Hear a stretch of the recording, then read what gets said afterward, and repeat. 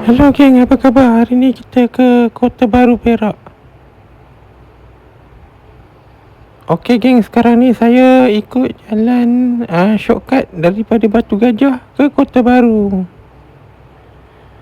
Jalan ni paling disukai oleh orang Gopeng, orang Malinawa untuk ke Ipoh guys. Ini adalah laluan MRT. Okey guys, daripada sini kita boleh nampak laluan kereta api antara Batu Gajah ke Ipoh. Ini adalah jalan baru daripada Kota Baru nak ke Ipoh. Tak lama lagi lombong-lombong di sekitar ni akan ditutup oleh pemaju dan akan dibina kawasan bandar baru seperti Bandar Malim Nawa dan Kampar. Projek ini dirancang pada masa depan kerana populasi masyarakat di Batu Gajah yang semakin tinggi guys. Lepas ni kita dah tak nampak lah kawasan Lombong yang cantik-cantik ni.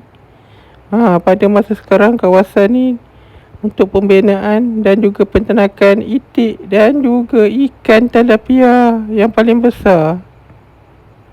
Okey guys, inilah adalah lencongan ya, flyover yang dibina untuk merintangi laluan kereta api Tanah Melayu. Okey guys, di sini kita boleh nampak ya tanah-tanah milik penduduk kampung di Kota Baru Gopeng. Kebanyakan tanah-tanah ini diusahakan untuk industri kelapa sawit dan juga pokok getah pada awal 1900. Pada masa sekarang kebanyakan kawasan di sini digunakan untuk kebun kecil-kecilan dan juga membela ikan. Okey guys, inilah laluan ya, berusia hampir 100 tahun lebih. Pada masa dahulu, laluan di antara Kota Baru, Gopeng dan Batu Gajah dihubungkan melalui laluan biji timah inilah. Di sepanjang laluan ini kita boleh jumpa sungai, dan sungai ini airnya digunakan untuk pelombongan biji timah lah pada tahun dulu-dulu. Di sebelah kanan saya ni, pada masa depan lombong yang akan ditutup untuk pembinaan rumah-rumah untuk rakyat di Pintar ataupun di Kota Baru guys. Tak lama lagi lombong-lombong ni akan ditutup untuk pembinaan projek perumahan rakyat. Pada masa depan dijangka penduduk-penduduk di Perak akan memilih tempat-tempat baru seperti di Kota Baru. Ini adalah laluan paling dekat lah di antara Batu Gajah dan juga Kampar.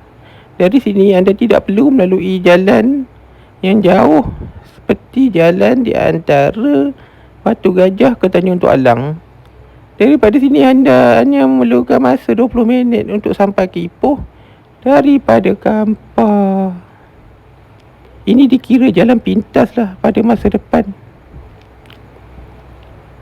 Pada masa akan datang kawasan ini juga tidak akan ada lagi. Semua kawasan ini akan dijual untuk projek perumahan. Ini adalah kampung Redang Sawa, kampung-kampung yang berusia 100 tahun ke atas. Boleh dikatakan kebanyakan penduduk di sini mereka mempunyai surat untuk penggalian biji timah. Surat-surat ini masih wujud guys. Masa pada dulu, 100 tahun dulu, masyarakat di sini mereka menggunakan pendulang untuk mendapatkan biji timah. Okey guys, di sebelah kiri kita boleh jumpa laluan lombong-lombong yang akan ditutup pada tahun 2030 guys.